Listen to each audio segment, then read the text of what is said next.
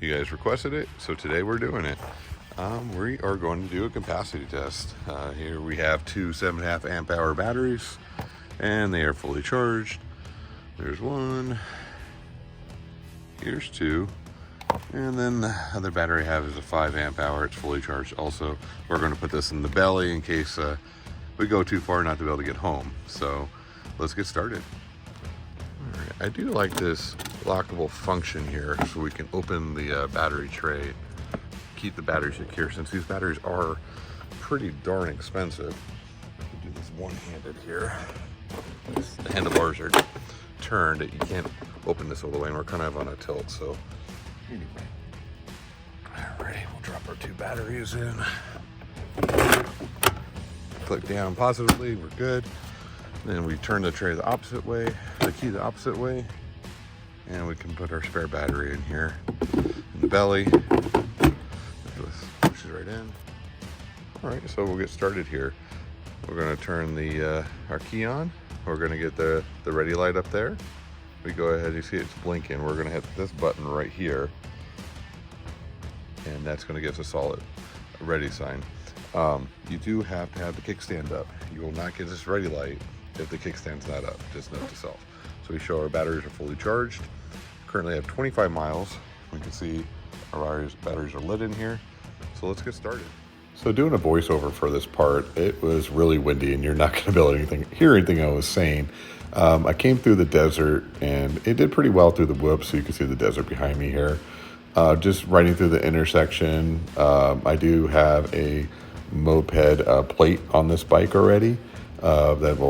It's in the mail actually, but it's on the way and the registration's done. Don't recommend riding this on the street unless you have one of those and a helmet, because you will get pulled over and they will impound your bike.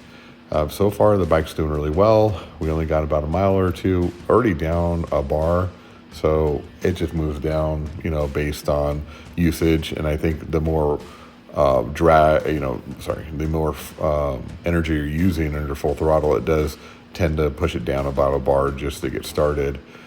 Through the road here, it's smooth on the road. The dirt and the soft sand, it did really well.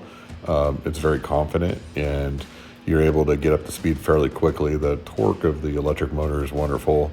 We're just going to go ahead and go the additional couple miles here. We're again up to about 2 or 3 miles already. We're going to head up and see where we end up here as we cut to the desert to get to my final stop here in a few minutes.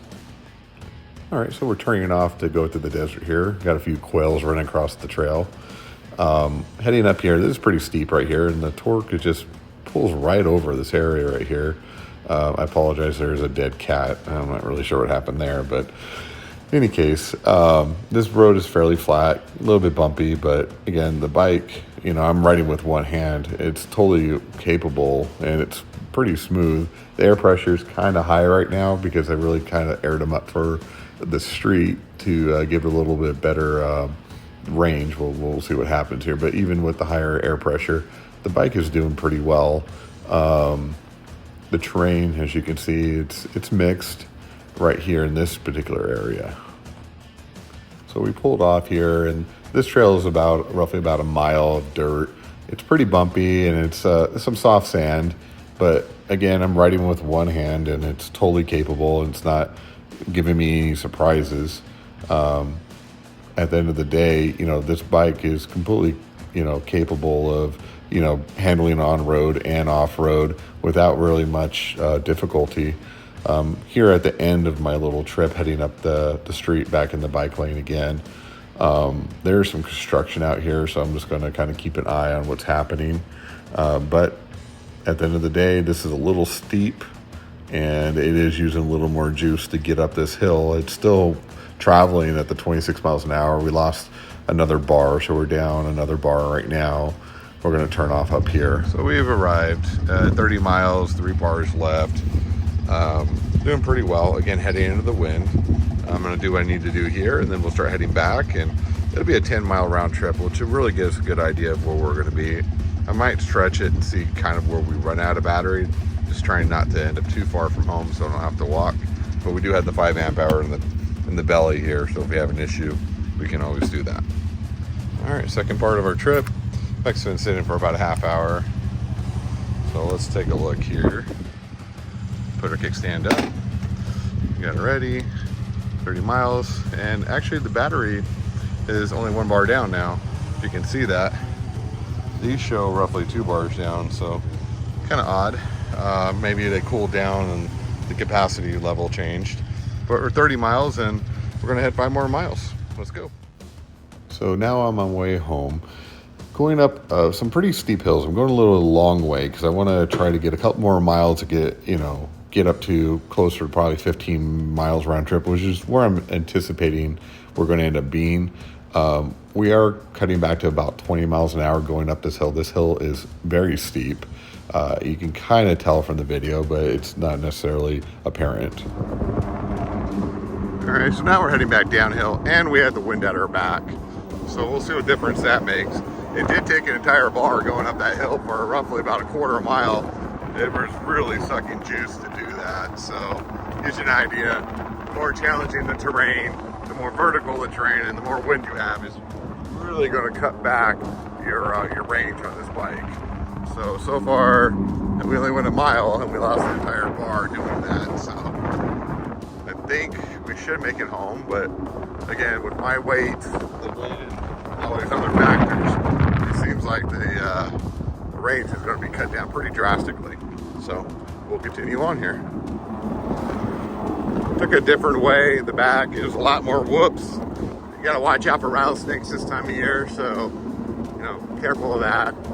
If you're not wearing a helmet, which I highly recommend you wear a helmet because a crash at 25 miles an hour can hurt you.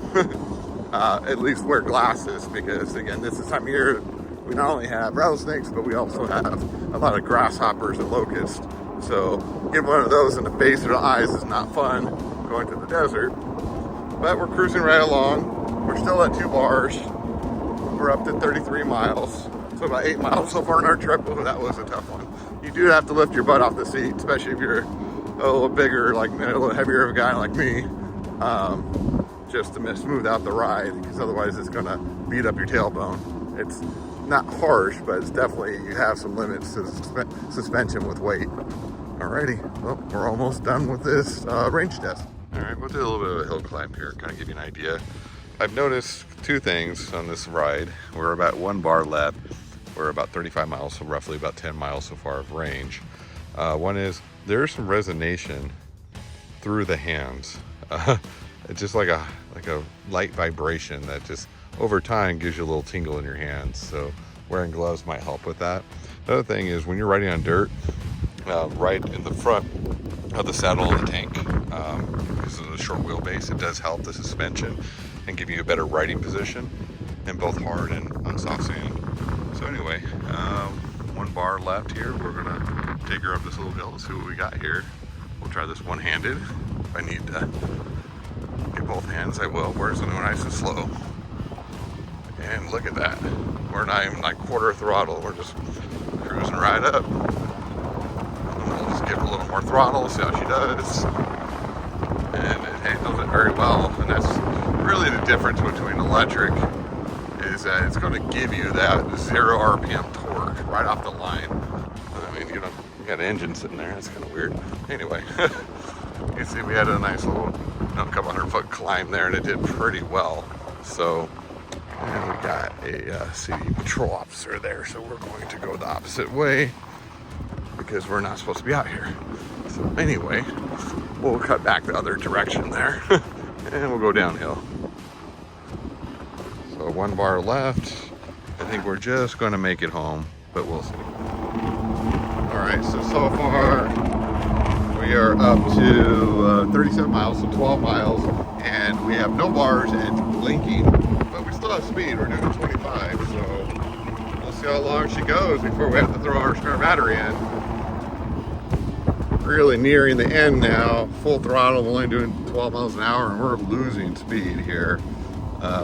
14 miles so far, 12 miles an hour.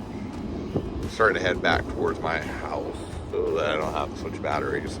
A couple keynotes here. I really abuse this thing. I wasn't trying to make myself aerodynamic. I was in the high performance mode. So I think, and we're almost coming to a stop here. I think the battery is officially dead. We hit 39 miles, so exactly 14 miles of range with a lot of abuse. I did not take it easy on it. I routed through the road to the dirt, lots of stop and go. I wasn't making myself aerodynamic, you know, I wasn't getting down on it. So really, honestly, this is the range you're gonna get if you're really abusive on this bike. A couple of key notes though, if you're going to do this, it's almost not gonna make it up this hill. We're almost there. If you're going to do this, make sure you take a spare battery. And then also when you go to recharge your batteries, they get hot when you start using them like this under a lot of load. We're just crawling along, almost to a complete stop here, 39 miles.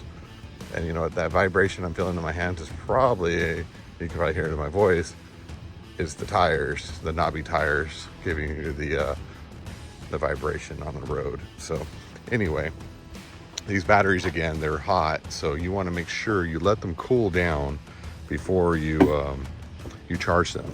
That'll give you more longevity out of them. I mean, there's a BMS to protect them from blowing up, but just let them cool down for a little bit, then put them on the charger. She's a little dirty after her first ride. I didn't have the headlight on. I did have the CFL, which you can see is pretty dim right now. Let me see if the headlight will turn on if I turn it on here. So that's the headlight on. It does kind of turn on, but it's definitely not as bright as it should be. We really ran this battery down. She stayed pretty clean for as much off-roading as we did. Pretty durable, had a good time. Again, some tips. Sit up in the saddle when you're off-road. Don't be in the back of the seat because it does put extra leverage on that shock and kind of jolt you around otherwise. Stand up on the pegs through whoops. And the front suspension did very well. You can kind of see we got the full articulation of the suspension in here, the full travel out of it, I should say. So 14 miles really abusing her. Now in eco mode, we're going to do another test another day. Eco mode, taking it easy, you know, doing some aerodynamic things on the road. We'll see how much that improves, but I'm pretty sure even with my weight, we should get another 5 miles out of her if we do that. So like, subscribe, and share. If you have any questions or comments, look in the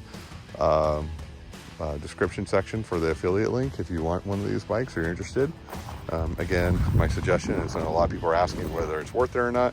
Again, if you have Ego batteries, yeah, no, I think it's worth it.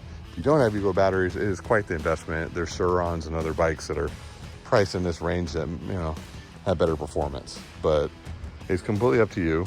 So far, durability wise, doing very well. Our first couple of days with the bike, it's been very good. So thanks again for watching. Have a great day.